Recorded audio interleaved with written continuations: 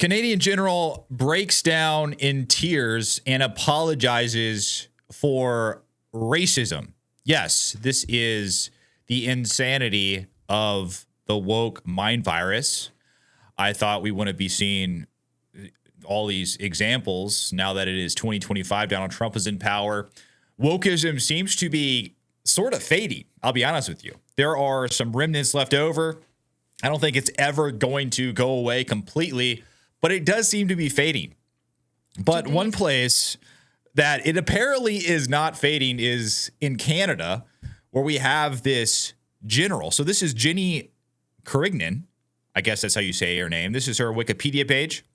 General Mary Annabelle Jenny Carignan, I guess Jenny is her middle name, is a Canadian Armed Forces officer who has served as chief of the defense staff since July 2024. Born in Quebec, she graduated as a military engineer for the Royal Military College of Canada. If you see here, I need to zoom this out for you guys here. If you see here, she is actually a general. Let me zoom in there. She is a general in Canada's army.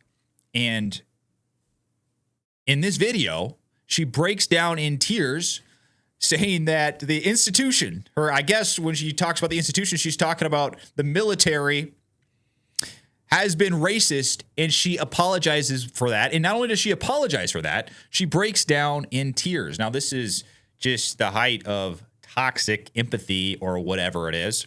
Now, why would a general be doing this? This is why we call this the woke mind virus. It's very easy to spot when you see something like this, a general coming out and apologizing for racism, all the racism that they have caused. And then you actually look at the institute of the military and you don't see the racism there. And they're over here acting like there's this giant pandemic of racism that's happening across the country of Canada. And there's just a mismatch in your mind. What is going on here? What exactly is your definition of racism to where it's got you so bothered that you would go in front of TV cameras, break down in tears, and apologize for this racism? Now, let's watch this. This is the video. Take a look at this here. 1 second. I'm going to have to refresh this. All right, now here we go. So this is Canada's general apologizing, breaking down in tears over racism. Today is a significant milestone in the history of the Canadian Armed Forces, and it is also a very difficult day. A day on which we are confronting a painful truth.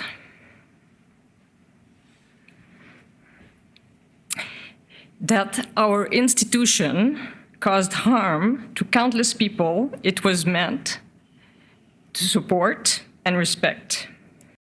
Can we get some examples of this harm? Can we get an idea of a timeline of when this harm happened? Because what she is alluding to here is something that seems to be troubling her deeply, but she's not being specific at all.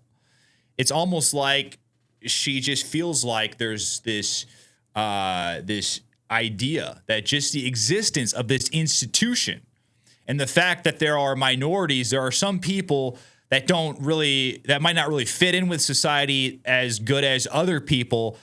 Just the fact that reality exists is causing her so much pain that she is crying over the fact that she is in this institution. And she has not rectified every single example of people not really being able to live out to their potential or being able to live out as well as maybe another person. It's just bizarre behavior that it affects her this much. I really don't understand it. It's crazy. That's why I call it a woke mind virus. Institution stands on a foundation of fundamental values that should be in turn manifest in the daily words and deeds of every one of our members. Systemic racism, racial discrimination, and harassment are an affront to these values, and yet we allowed these injustices to occur and fester. How? How? This seems like a insane accusation that you are accusing the entire, it seems like she's accusing the entire military institution of allowing racism to fester. But how? How is racism festering in the institution of the military in Canada? Within our ranks. And as individual, whether this stemmed from ignorance, indifference, complacency, or complicity is not an excuse. It was a clear betrayal of everything we stand for. Therefore, on behalf of the Canadian Armed Forces, I offer my most sincere and deepest apologies. I apologize what is going on to here? every CAF member, veteran who experienced racism, discrimination, and harassment. And I acknowledge we failed you. To every single member of the Canadian Armed Forces at every rank level, on every base, wing, station, operation, and deployment, I say today's apology is a milestone in our history. But it is just that. It's a milestone, and it does not represent an endpoint. It is a path we have set ourselves on along a difficult and much longer journey that we must undertake together. A journey of reflection and of self-awareness. Okay, so that's about it on that. And, you know, it's just this behavior is so bizarre, and I don't want to really invoke this, but I do feel like this is kind of a feminine trait that exists on in the woke mob.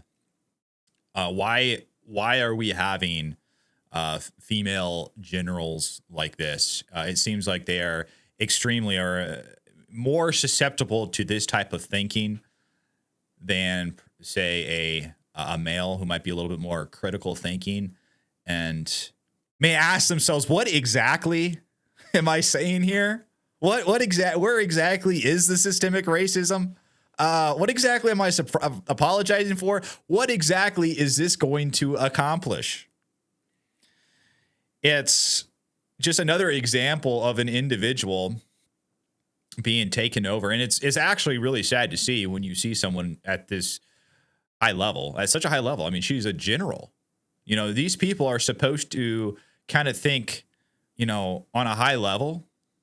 They're supposed to, you expect them to think differently, not to be susceptible to these, I guess, mindsets that a lot of other people are susceptible for, because I mean, someone like this, their actions have a lot of consequence because she's in a position of power. So the average Joe Schmo, he or she, they think like this. It doesn't really have that much of an effect on overall society, but someone like this doing something like this, I think it does extreme damage to society. And it's just, honestly, is kind of disturbing to see. And I know we went through years of COVID. We went through, of course, the Biden presidency years where wokeness was running rampant. And it is, it's pretty insane to see some of the remnants popping up. And of course, it's going to pop up. One of the worst egregious examples is going to pop up in Canada with a freaking general of the armed forces over there. But I just want to share this with you guys. What do you guys think of this?